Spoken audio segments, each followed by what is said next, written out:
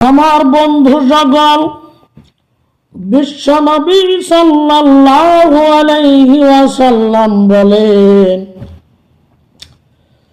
জগৎবাসী মানুষেরা গো, তোমরা মরণ বস্তুটাকে বেশি বেশি করে স্মরণ করো। তোমরা যদি মরণ তাকে বেশি বেশি করে স্মরণ করো গো, আল্লাহ তাবারক তাআলা তোমাদের দিলের মরিচা দূর করে দিব। বলো সুবহানাল্লাহ। আল্লাহর নবী বলে, একটা লোহা যদি জম লেগে যায়, একটা কাশি যদি জম লেগে যায় গো, ওই কাশিটাকে আবার নতুন করে রেত দিয়ে ঘষা লাগে না? না,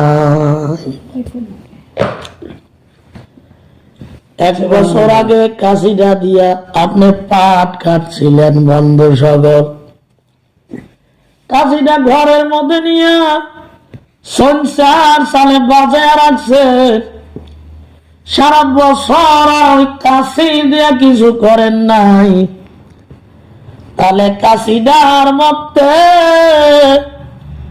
দেখবেন মামর লাগা যাইব গো। তেমনি ভাবে ওই কাশিটা দিয়া আর নতুন করে ধান কাটা যাব না, পাট কাটা যাব না। ওই কাশি দিয়া যদি কাম করবার চান, কাশিটা কামারের বাসায় নেওয়া লাগবো, আগুনে পোড়া লাগবো, বাড়ি মারা লাগবো, রেপ দিয়ে গজা দেওয়া লাগবো। আল্লাহ বলেন, জগৎবাসীগণ, তোমাদের তিলের ভিতরে মামর লাগা যায়, মশরা ধরা যায়, পয়জন জমা হয়ে যায়, জঙ্গল হয়ে যায়। আল্লাহ রাব্বুল আলামিনের রাসূলকে সাহাবায়ে কেরাম প্রশ্ন করলেন, ইয়া রাসূলুল্লাহ, নবী গো, আমাদের দিলে যদি মামন লেগে যায়, মরিচা লেগে যায়, এমন কোন বস্তু আছে গো যার দ্বারা আমাদের দিল পরিষ্কার হয়ে যাবে? বিশ্ব নবী বলতেছেন, ও জগৎবাসীগণ, তোমরা বেশি বেশি করে মরণ তারে স্মরণ করো, তোমার দিলের মরিচা দূর হয়ে যাবে।